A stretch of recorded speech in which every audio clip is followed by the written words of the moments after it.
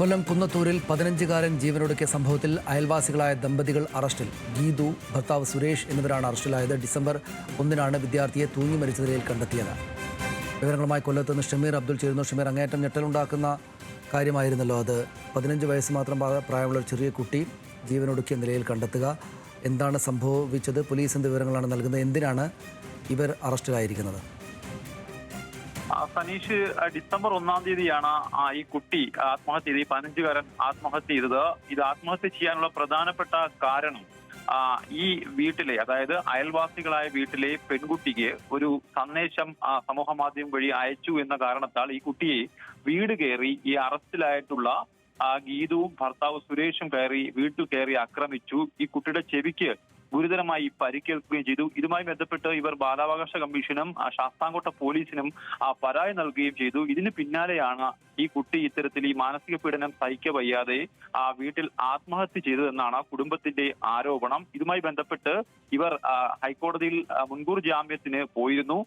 മുൻകൂർ ജാമ്യാപേക്ഷ കഴിഞ്ഞ ദിവസം ഹൈക്കോടതി തള്ളിയൊരു സാഹചര്യമുണ്ടായി.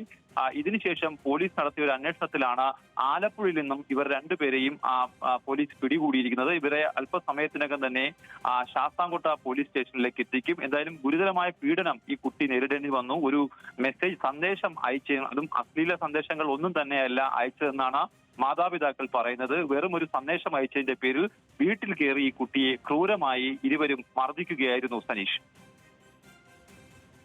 അങ്ങേയറ്റം ദുഃഖകരമായ സംഭവമാണ് ഇത്. ഇവരുടെ കുട്ടിയുടെ രക്ഷിതാക്കൾ മാധ്യമങ്ങളെയൊക്കെ കണ്ടിരുന്നോ ഷമീർ? ഇത് അവരെന്താണ് അത് സംബന്ധിച്ച് പറയുന്നത്? പ്രത്യേകിച്ചും ഒരു സാധാരണഗതിയിൽ 15 വയസ്സൊക്കെയുള്ള കുട്ടികൾ പരസ്പരം മെസ്സേജ് അയക്കുക എന്നൊക്കെ ഈ കാലത്ത് വളരെ സ്വാധാരണമായിട്ടുള്ള കാര്യങ്ങളാണല്ലോ. അതിൻ്റെ പേരിൽ അത്രക്ക് ആത്മഹത്യ ചെയ്യാൻ പ്രേരിപ്പിക്കും വിധം ആ കുട്ടിയെ മാനസിക പീഡനത്തിലാക്കിയതിനെക്കുറിച്ച് ആൺകുട്ടിയുടെ രക്ഷിതാക്കൾ എന്താണ് പറയുന്നത്, നമ്മളോട് പറഞ്ഞത്?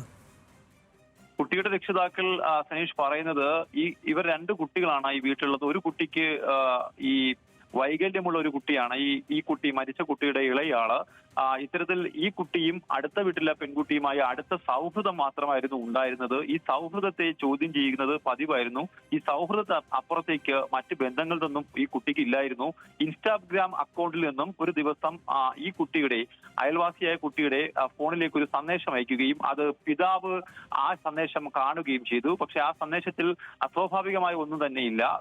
അവർ പഠിക്കുന്ന സ്കൂളുമായി ബന്ധപ്പെട്ടുള്ള ചില കാര്യങ്ങൾ മാത്രമാണ് ഈ കുട്ടി ചോദിച്ചിരിക്കുന്നത് എന്നാണ് പോലീസും പറയുന്നത്, അതുപോലെ ഈ ബന്ധുക്കളും പറയുന്നത്. ഇതുമായി ബന്ധപ്പെട്ട് ഈ വീട്ടിലെത്തി ഈ കുട്ടിയെ പരസ്യ വിചാരണ നടത്തുകയും പുറത്തേക്ക് ഇറക്കി മർദ്ദിക്കുകയും ചെയ്തു. വീട്ടുകാർ തടസ്സം പിടിക്കാൻ ശ്രമിച്ചെങ്കിൽ പോലും ഇവരുടെ ബന്ധുക്കൾ എത്തുകയും ഇപ്പോൾ അറസ്റ്റിലായിരിക്കുന്ന 2 പേരെ കൂടാതെ 3 പേർ അധികമായി ഉണ്ട്. അവരുടെ പേരിൽ കണ്ടാൽ അറിയാവുന്ന 3 പേർ കൂടിയുണ്ട്. ഇവര് എത്തി ഈ കുട്ടിയെ ക്രൂരമായി മർദ്ദിക്കുകയായിരുന്നു. ഇതിനുശേഷം ഈ കുട്ടി സ്കൂളിലേക്ക് പോകാൻ മടിച്ചിരുന്നു.